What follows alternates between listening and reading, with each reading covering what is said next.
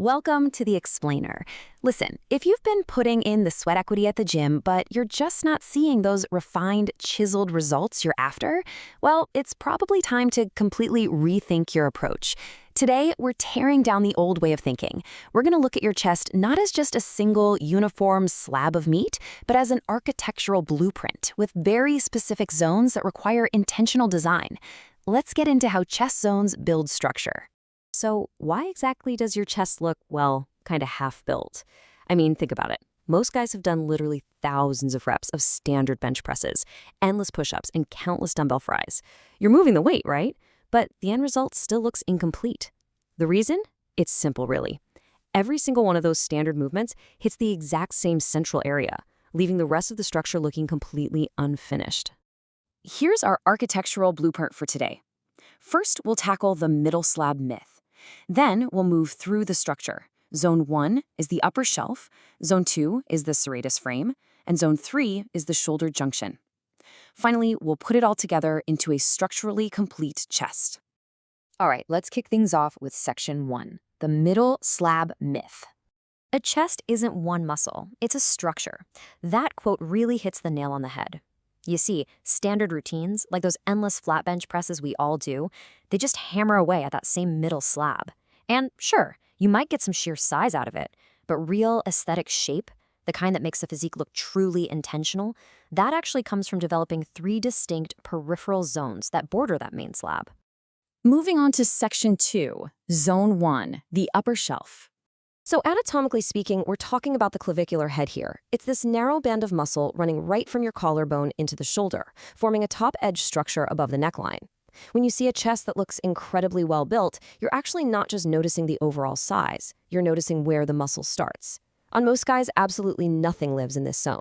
The mass sits way down low, which kind of makes the chest look like it's missing its roof. But when you build it properly, this is the ridge that reads clearly through any crew neck shirt from across the room. And targeting this zone offers a massive dual benefit.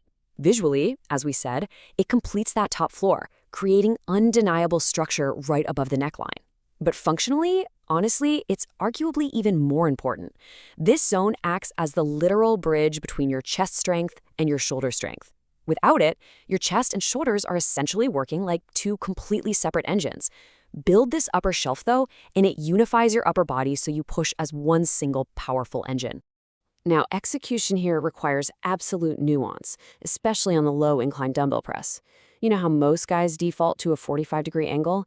That's just because it's what a standard gym bench is usually set to. But at 45 degrees, your front deltoid basically takes over, and that critical upper shelf gets absolutely zero love.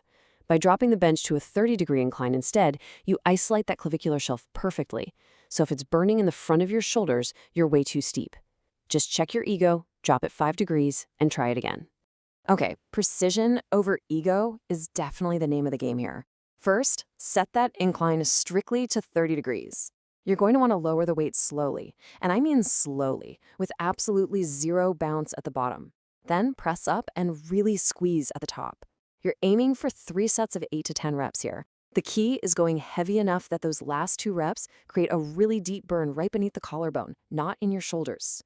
When you feel that localized burn, that is the shelf actually building. Let's transition to Section 3, Zone 2, the serratus frame. Now, this is absolutely fascinating to me. The serratus anterior, this muscle attaching to the shoulder blade along the ribs, doesn't even attach to the chest itself. Yet, despite not being a chest muscle, it provides carved structure and ridges. It is quite literally the sole reason a chest looks finished from every single side angle. Without it, the pec just sort of stops at a flat edge. The serratus gives you those awesome carved ridges along the sides, which instantly makes you look leaner and wider at the exact same time. Aesthetically, it creates that leaner, wider appearance and adds those carved ridges, making the whole area look designed rather than just grown. But functionally, the impact is absolutely massive. This muscle's primary job is to hold your shoulder blade tightly in place against your ribcage. Think about it. If this muscle is weak, your shoulder blade shifts under a heavy load, and you literally leak power on every single pressing movement. But build that serratus frame, and every push you make is going to lock in tighter and way more efficiently. So how do we build this frame? We use the dumbbell pullover. And listen, this entire movement is all about range of motion. You're going to lie flat, holding one dumbbell with both hands. Extend your arms and slowly lower it behind your head. Now, here's where almost everyone gets it wrong. Most guys stop short the second it feels a little tight, but you have to stretch until your arms pass behind your ears. That deep stretch is exactly where the serratus gets put under tension. From there, pull back overhead. Do this for 3 sets of 10 to 12 reps. Honestly, if you cut the range short, you're just cutting out the frame-building benefits entirely. And here is your kinesthetic cue for this one. By rep 8, your rib cage should quite literally light up on both sides. You're looking for that deep, wrapping burn. That is exactly how you know you are training the muscle right rather than just training hard. Remember, precision is what creates the adaptation. All right, moving on to section 4, zone 3, the shoulder junction. You know, we often see physiques out there that look like, well, 2 muscles bolted on instead of one structure. That perfectly describes the visual gap most guys have exactly where the pec stops and the delt starts, because they ignore this critical tie-in zone. The body looks like a bunch of disconnected parts, which just completely breaks the visual flow of the physique. So what happens when we focus here? Visually, filling this junction totally fills that visual gap between the chest and shoulder, creating one continuous flowing muscle line. It makes the upper body read as a complete structure.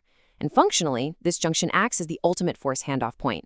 During every pressing movement you do, force passes from your chest into your shoulder right at this exact spot. If you've got a weak junction, your chest pushes, your delt pushes, but they never truly push together. The power just dies at the handoff. Connect the chest and delt into one pushing chain though, and you get one unified, powerful push. To really target this spot, we're going to use the crossbody low to high press. You'll start at your opposite hip and press up and across your body at a 45-degree angle. That 45-degree path across the torso is literally everything here. You aren't pushing straight up. You're aiming toward the opposite shoulder. Why? Because it's the only angle that runs force directly through that specific junction. Since this is a really small zone, you have to prioritize precision control over a heavy load. Squeeze at the top for a full count. Give me 3 sets of 10 to 12 reps per side. And hey, if you feel it taking over your front delt, your angle is just too steep. Bring it down until you feel that junction fire. Okay, let's wrap it all up with section 5, a structurally complete chest. It all boils down to this. The secret to a complete chest is always in the nuances. Look, you can get the vast majority of your shear size from hitting the main muscle with standard presses. But as we've seen today, size just isn't the same as structure.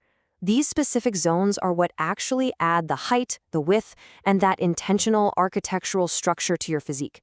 The complete blueprint really comes down to detailing these 3 zones. It is the exact difference between a chest that's just big and one that looks like it was designed on purpose. So as a quick recap, Zone 1, the upper shelf, adds that crucial top edge height. Zone 2, the serratus frame, gives you side width and those carved ridges. And Zone 3, the shoulder junction, unifies the whole structure so there are absolutely 0 visual gaps and 0 power leaks. I want to leave you with this final thought to completely reframe how you approach your very next upper body workout. Ask yourself, are you just in the gym growing muscle blindly, or are you intentionally designing a complete structure? The blueprint is right in front of you. Now it's entirely up to you to actually build it.